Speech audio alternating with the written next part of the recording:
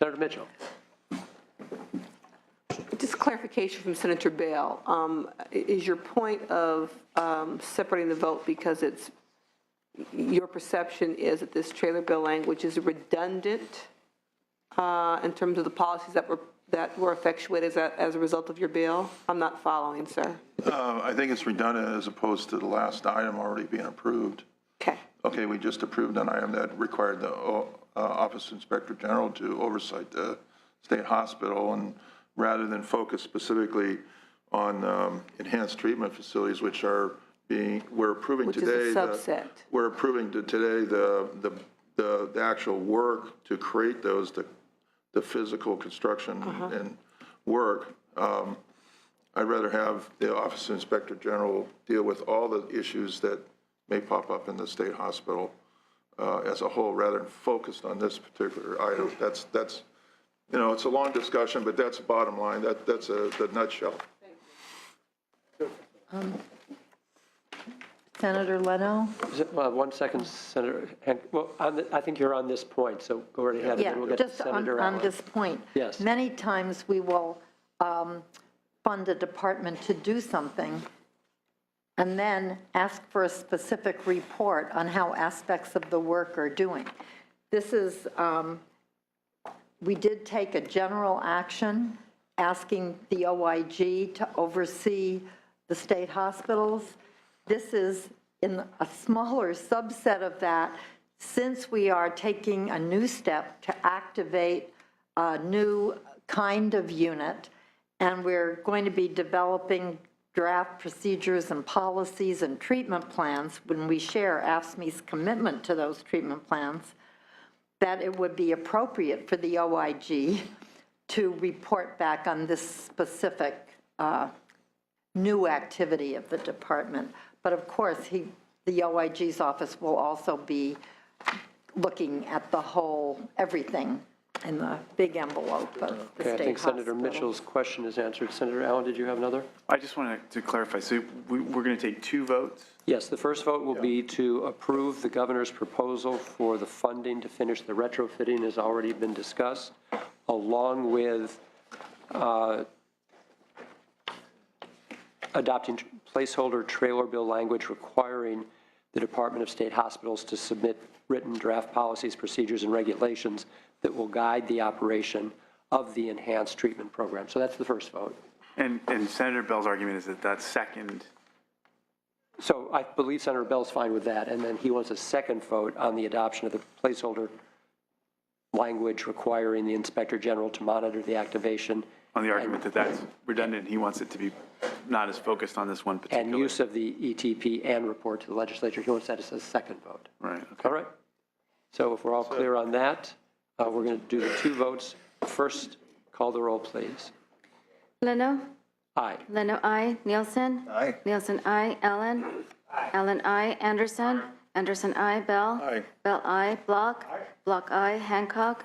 Hancock, aye. Mitchell? Mitchell, aye. Monning? Morlock? Wynn? Ham? Aye. Penn, aye. Pabley? Roth? Aye. Stone? Stone, aye. Wolk? Aye. Wolk, aye. That's 12-0. 12-0 on the first vote, and then if you could call the roll on the second vote, please. Leno? The second vote, just to clarify, is to adopt placeholder language requiring the Inspector General to monitor the activation and use of the enhanced treatment programs and report to the legislature. That's the second vote. Roll, please. Leno? Aye. Leno, aye. Nielsen? No. Nielsen, no. Allen? Anderson? Anderson, aye. Bell? Bell, no. Block? Anderson, I know. I'm sorry, I got mistake. I to know. Bell? Block? Block? Aye. Hancock? Hancock, aye. Mitchell? Aye. Mitchell, aye. Monning? Morlock? Wynn? Han? Pabley? Roth? Stone? Stone, no. Wolk? Wolk, no. That's 4-5. 4-2. 4-5. 4-5. So the second motion fails.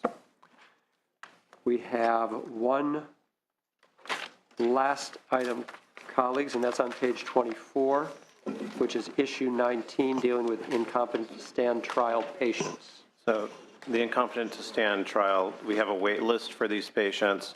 The administration proposed proposal included multiple pieces to deal with this wait list. We had activation of beds in the state hospitals. We had expansion of the restoration of competency programs in the county jails, and then also a proposal to change the fence line at Metro to secure more of the beds at the Metropolitan State Hospital so that they would be appropriate for use for incompetent to stand trial and other populations that require secure perimeter. This issue has gotten a lot of interest at the county level because as with the wait list, these people stay in county jails. They continue to be paid for by the counties. I personally have been down to LA County 4 times now at the request of the former presiding judge, talking to him and various other judges, district attorneys, public defenders, and sheriffs about why we can't reduce the wait list. We think that we need to have all of these different proposals together to make sure that we're able to address the wait list and to move forward. It was very clear in the last meeting that I was in with LA County that without additional beds and a plan to move forward immediately, that we were going to be going to court and they would be having an order in which we would be paying a daily rate in the neighborhood of $800 per person per day. Thank you, sir. LAO. Yes, we have two primary concerns with the proposal, and we're recommending you modify it a bit.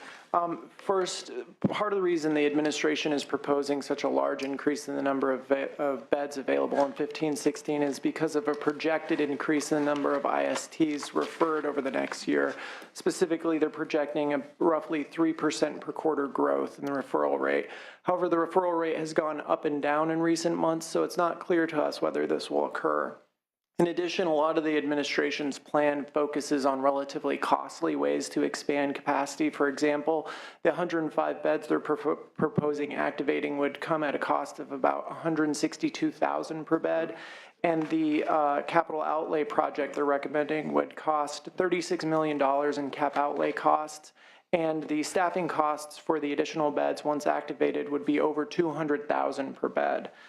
In contrast, the proposed expansions to the ROC program represent a more cost-effective way to provide additional capacity, as it varies between $90,000 to $125,000 per bed. So we're recommending that you reject the 105 beds, that you also reject the cap outlay proposal. However, we're recommending a larger expansion of the ROC program. Specifically, we're recommending $16.4 million for up to 108 ROC beds, rather than the $10.1 million for up to 58 beds as proposed by the administration. Thank you, Mr. Soderberg. I just want to clarify, it was the subcommittee action that rejected the 105 beds. That is correct. Okay, but the staff recommendation to augment the governor's restoration of competency request for 10.3 million general fund by 6.1 million for a total of 16.4, that 6.1 million will come from the savings of the rejection of the 105 IST beds. That's correct. Okay. Senator Hancock? I'm sorry, Senator Yeah, no, I just wanted to say that, as Mr. Wilkening said, we did take a multi-pronged approach, and the restoration of competency program is absolutely less expensive, and it's something we're aggressively pursuing with any counties that will talk to us. So far, we've been able to secure some additional beds in San Bernardino County jail, and we're very fortunate to be able to work that out with them, and we're continuing to talk with Sacramento County. We want to get more beds in other county jails, but frankly, the counties have not been all of the counties have not had the space or had the interest in dedicating beds in their jail for this purpose. And so we feel very strongly that we need to also build state capacity. And that's why our approach, which was targeted with the 105 beds, is that dual-pronged approach. We absolutely want to pursue ROC. We have additional money in for more of the restoration of competency in the jails, but we also need to supplement that with additional beds in the state hospital system. Okay. Senator Hancock. Yes, thank you. I would move the staff recommendation, and let me just explain a little bit here. There is a waiting list for restoration of competency in our prison system. Many individuals, since there is a waiting list, are literally languishing in jail with no treatment, no restoration of competency, or whatever. When an individual is moved from county jail to a state hospital, the county has to pay that increased price. Therefore, there are many sheriffs who are extremely interested in restoring people to competency, some of which can be done just by putting people back on their medications. Some of it is easier to do than others. It's a win-win for the individuals who can then get on with their case. It's a win for the counties because it means their sheriffs have more money in their budget. And therefore, we are adding 105 new units to Metropolitan State Hospital, but we're doing that at less cost simply by building a fence. This was requested by them.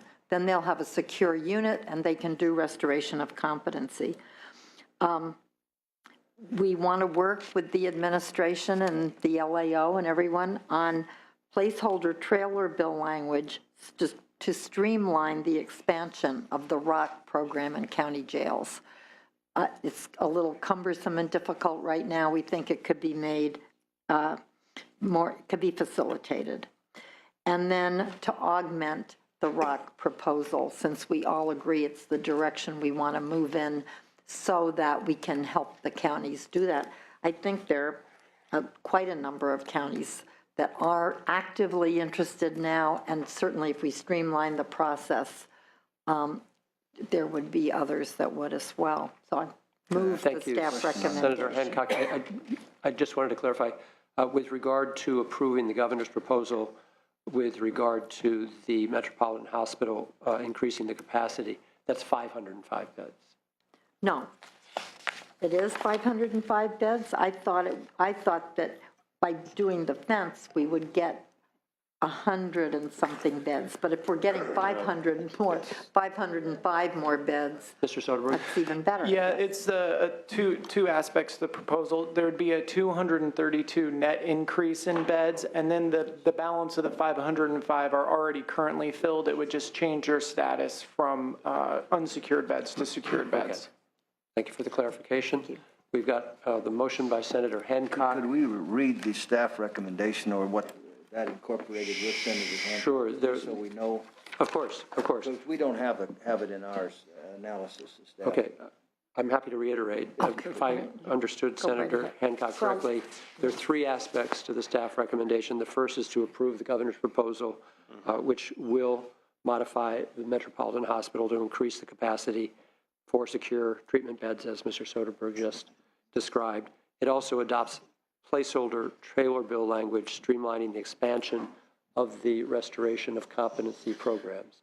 And then lastly, augments the governor's restoration of competency request for $10.3 million by 6.1 million for a total of $16.4 million, and that last $6.1 million comes from the savings of the rejection that Senator Hancock's committee had made for the 105 IST beds. And just one point of clarification, Yes. Mr. Chair.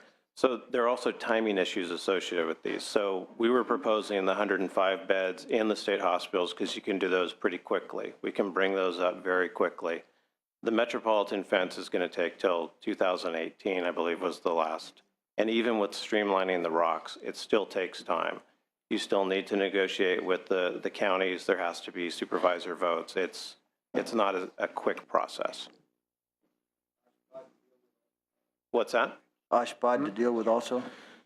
No, it's because it's in the county jail, so the counties already have the space, but it's dealing with the boards of supervisors and making sure that we can go through that process. And then there's some counties that just don't want to do it, and we're getting some indications that LA is waffling a bit on theirs. And Mr. Soderberg, your responses? Yeah, the only thing I would add is I know that DSH has been pursuing additional contracts for a long time. For example, they've been in negotiations with Alameda for quite a while. So while it is a long process, I think they've gone quite the distance with many counties, and we're hoping that those will come to fruition relatively quickly compared to the first ROC contracts. Okay, thank you. We do have some public comment, and then we're going to take our last vote of the day. Thank you, Mr. Chair and members. Corey Salzillo here on behalf of the California State Sheriff's Association. We are supportive of the ROC program in general. It is an exceptional program that provides great results quicker and faster with no disrespect to DSH, but it's a different type of program. We support the administration's proposals on these topics. We support both the Jantan proposal that brings the beds to DSH facilities. We also support the May revised proposal to expand the ROC program to the extent that they have identified it. We are concerned that there is an increased reliance on ROC as the sole way to solve the IST backlog. There are patients who can be treated correctly and efficiently at a jail-based competency restoration setting. There are patients who need Department of State Hospitals treatment. So we think the administration's dual proposals, as Ms. Bosler pointed out, strike the correct balance between dish capacity and the growing of the ROC program, which has been found to be successful. We appreciate the Senate's work on this. We look forward to continuing to work on that and to continuing to find opportunities with counties and sheriffs who have the space and who have enough inmates or defendants who we can put in these types of programs. So with that, we support the administration's proposal. Thank you. Thank you. Mr. Chair and Senators, Kobe Pizzati again from the California Association of Psychiatric Technicians. I'd like to echo the comments made by Mr. Salzillo. We're in a position now where the facilities in Department of State hospitals are becoming very overcrowded and compacted. Senator Nielsen probably remembers back when prisons started going from single bunks to double bunks. We're now going from 4 people in a room to 5 people in a room. We need expanded capacity, even if it is to release some of the stress from the counties on the wait lists for the ISTs. We need to do a multi-prong approach, not just do the ROC program and divert funds from the ROC program or from the 105 IST beds that are being proposed to the ROC program. We need to do them both. This is not a simple fix, and it's going to take time to fix it. So we strongly support the governor's proposal and doing the multi-prong approach. Thank you. Thank you, sir. Mark Victoria, Ask Me Local 2620, again in support of the proposal for the expansion of the beds and the dual prong approach, and I'll leave it at that. It's been a long day. Thank you. Heather Staley, Ask Me 2620, also in support of the governor's proposal. We see patients coming for restorative competency in very different degrees of level of impairment, and often it is not a quick fix available for the patients to come to the Department of State hospitals and to ask them to go through a ROC program to see if then they're successful there, and then send them to the state hospital after the fact, after they've been unsuccessful in that program, seems inappropriate. Thank you. So colleagues, I know it's late, slightly confusing at this point. If it's any comfort for you, whether the motion passes or not, the issue will go into conference. So feel free to vote as you like. This will be continued. Call the roll, please. Leno? Aye. Leno, aye. Nielsen? Aye. Nielsen, aye. Allen? Allen, aye. Anderson? Anderson, aye. Bell? Bell, aye. Block? Block, aye. Hancock? Hancock, aye. Mitchell? Mitchell, aye. Monning? Morlock? Wynn? Pan? Aye. Pan, aye. Pabley? Roth? Roth, aye. Stone? Stone, aye. Wolk? Wolk, aye. That's 12-0.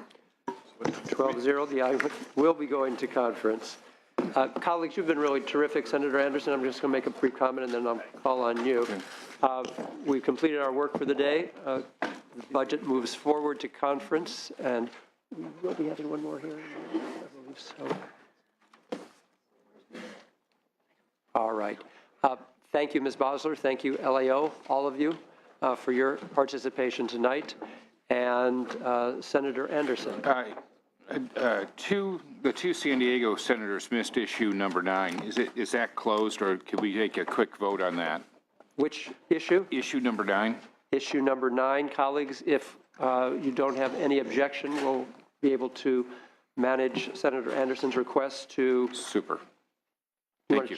Add your vote? Yeah, I just want to add my vote. Okay, so then that would be 11-4. 11-4. 11-3. 11. Oh, no, 11-4, you're right. 11-4. He had not voted before. Neither one of us have voted, and I think we're going to cancel each other out. So Block is aye, Block and is Anderson is aye. No, Anderson's no. Anderson's no, I'm sorry. Okay, so then I think it's Anderson, gonna- no, Block I, that brings the 11. count to 3. What is it? I think it's 11-5 now. 11-5? 11-5 is the total on issue 9. And before we